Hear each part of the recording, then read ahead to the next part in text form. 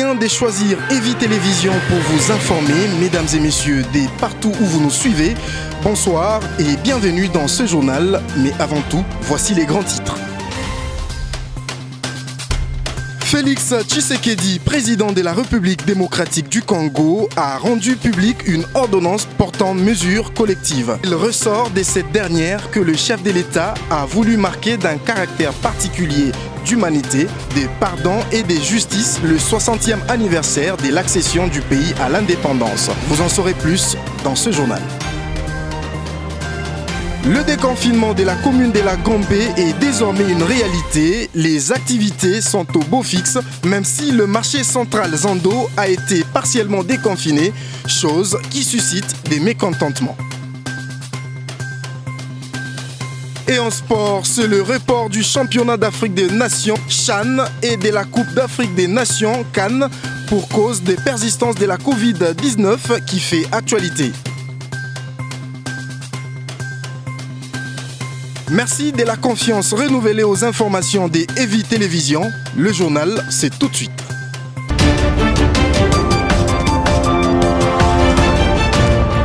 Ordonnance numéro 20/058 du 30 juin 2020 portant mesures collectives de grâce.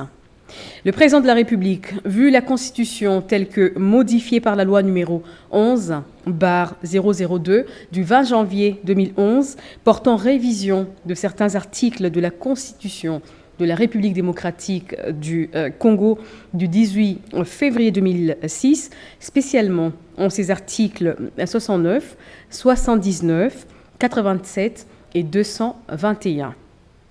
Vu l'article 34 bis du Code pénal, porté par la loi numéro 15/022 du 31 décembre 2015, modifiant et complétant le décret du 30 janvier 1940 portant Code pénal.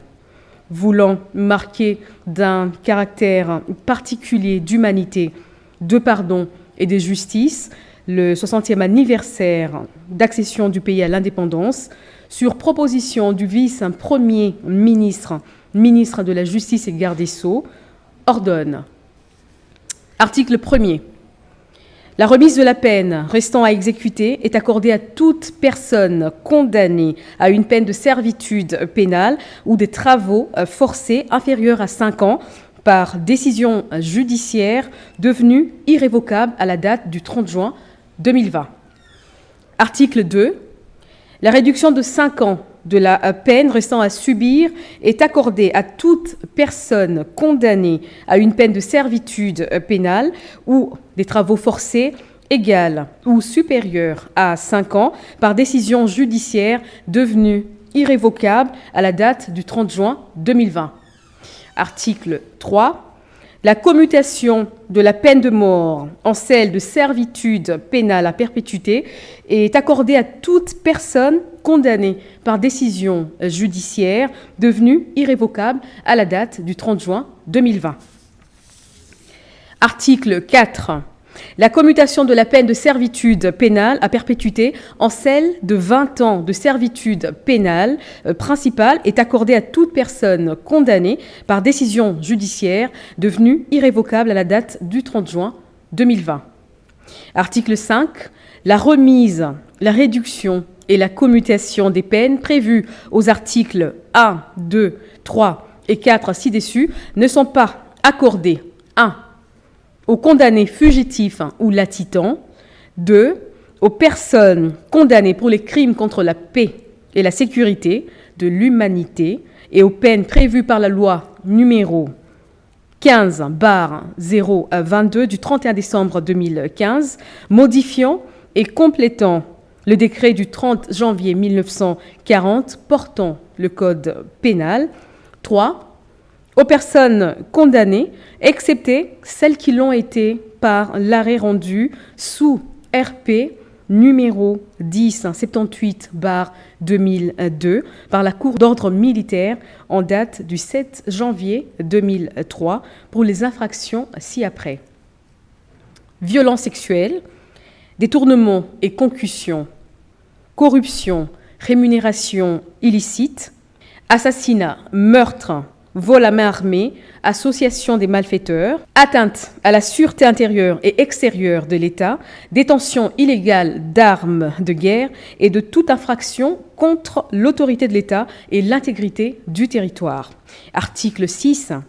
Le vice-premier ministre, ministre de la Justice et garde des Sceaux, est chargé de l'exécution de la présente ordonnance qui entre en vigueur à la date de sa signature. Fait à Kinshasa le 30 juin 2020, Félix Antoine Tshisekedi Tshilombo, pour copie certifiée conforme à l'original. Le 30 juin 2020, le cabinet du président de la République, professeur docteur Désiré Cachemire Kolongele Ebérante, directeur de cabinet AI.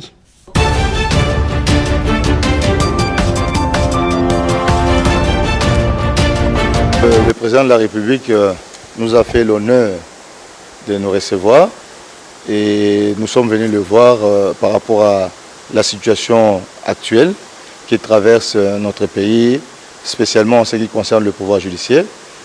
Et 2 points nous a intéressés et sur lesquels nous avons échangé avec les chefs, c'est les dépôts des propositions de loi au Parlement par des députés et également la situation socio-professionnelle de magistrats.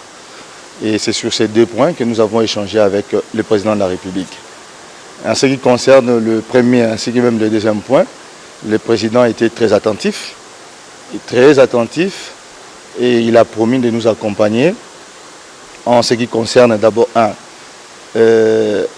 l'amélioration des conditions des magistrats, puisque c'est lié également à l'indépendance du pouvoir judiciaire, et il nous a confirmé sa volonté de voir un état de droit s'installer dans notre pays, lequel devra reposer sur une justice distributive, sur une justice à même de rencontrer les préoccupations de notre pays et qui devra être fondée sur l'indépendance du pouvoir judiciaire. Et pour la deuxième situation, il a également promis de nous accompagner pour que dans les jours à venir, la situation des magistrats soit relativement améliorée. Donc il a pris un engagement ferme par rapport à ces 2 points et nous en sortons très contents. Nous avons été les premiers déjà le lundi à prendre la parole pour pouvoir dénoncer ces propositions de loi. Je voudrais d'abord attirer l'attention, c'est que ce n'est pas simplement le problème des magistrats, c'est le problème de toute la nation, puisque l'indépendance dont on parle, ce n'est pas l'indépendance du magistrat comme individu. C'est certes l'indépendance du magistrat, mais dans l'intérêt d'une bonne administration de la justice. Donc c'est l'affaire de tout le monde. Et si tout le monde est impliqué, je crois que pour nous, ce serait une très bonne chose. Nous sommes ici les représentants des syndicats de magistrats. Donc je crois que qui peut parler mieux que les syndicats des magistrats représentés par les délégués. Donc là, nous représentons la totalité. Donc sinon, 99% des magistrats et nous portons leur voix. Et nous confirmons que tous les magistrats se battent depuis des années pour l'indépendance du pouvoir judiciaire. C'est depuis 2006 avec les constituants. Nous avons une constitution qui a levé des options que nous devons protéger. Ce n'est pas simplement nous, mais également tous les peuples congolais. Je remercie le chef de l'État puisque ça fait des années. La dernière fois que les représentants des magistrats ont été reçus, c'était en 1991 si je me trompe. Donc comptez vous-même. Et aujourd'hui, il nous fait l'honneur de nous écouter et sûrement également par ses promesses de prendre en compte ce que nous lui avons dit en vue de l'amélioration de la situation des magistrats, tant sur le plan social que professionnel.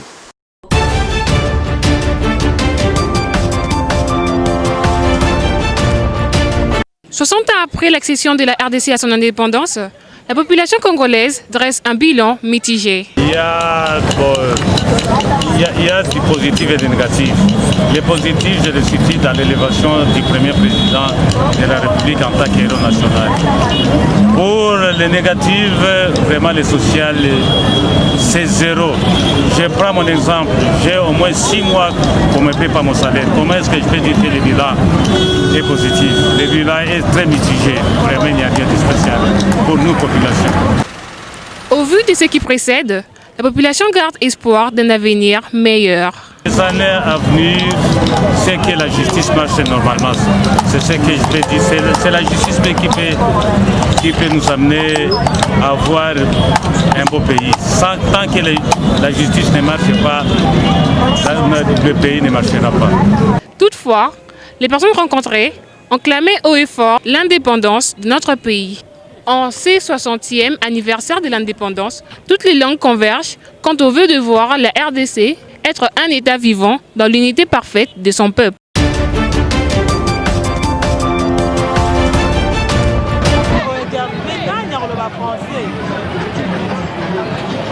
Le déconfinement de la commune de la Gombe a bel et bien eu lieu ce lundi 29 juin 2020. Au moindre coup du regard, l'on peut observer l'ouverture des magasins à circulation intense aux allures habituelles. L'ambiance est donc vivante dans la principale commune de la ville et province de Kinshasa. Avec ce déconfinement, il s'y est de signaler un fait inhabituel au marché central Zando. Il s'agit exactement du fait qu'une partie du marché a été déconfinée dont les marchands disent ici leur satisfaction. Mama to sepeli ndenge to fungoli vraiment to sepeli to vandaki ya to vaina bandaku to lembi talaka wa magasin kama nini vraiment to mesana zandu to mesana koteka na zandu yango elesaka bandaku zomona na bana yango wana siko to vandaki boye mbongo ezate loko ezata tuka ezako pesa biso passe ko ba fungoli malgré koteka eza mingi te mais ça va quand même to sepeli. Pendant ce temps, une autre partie de ce marché reste jusqu'à présent fermée, chose qui indigne les marchands de cette dernière. Mais au moins, mes impressions sont vraiment désagréables. La plupart des gens qui sont en train de vendre ici déplorent de la manière dont les autorités de la ville ont réagi. Ils déplorent de cette façon-là. En tout cas, c'est vraiment dégueulasse. La population est en pleine souffrance. Ce marché ici central, c'est le centre économique de la ville de Kinshasa. Mais malheureusement, nos mamans qui vivent de ces marchés ne vendent pas depuis tous ces derniers temps. Et cela a vraiment beaucoup suscité la crise économique. Donc nous demandons aux autorités de réouvrir immédiatement ces marchés. Essayons d'en savoir plus sur les raisons de cette ouverture partielle auprès de l'autorité communale. Nos efforts se sont vus être vains puisque la tâche ne nous a pas été facilitée par ce service. Toutefois, il s'y est de constater que le déconfinement de la commune de la Gombe est bel et bien une réalité.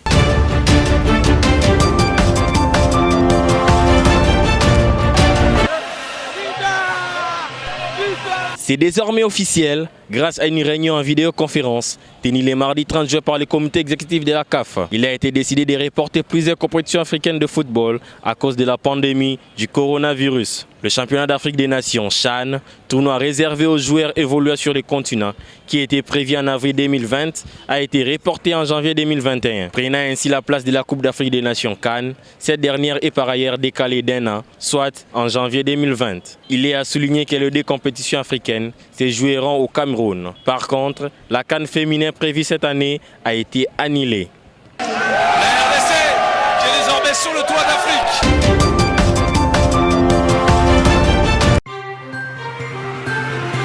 C'est par ici que prend fin ce journal. Mesdames et messieurs, merci à toutes et à tous de nous avoir suivis.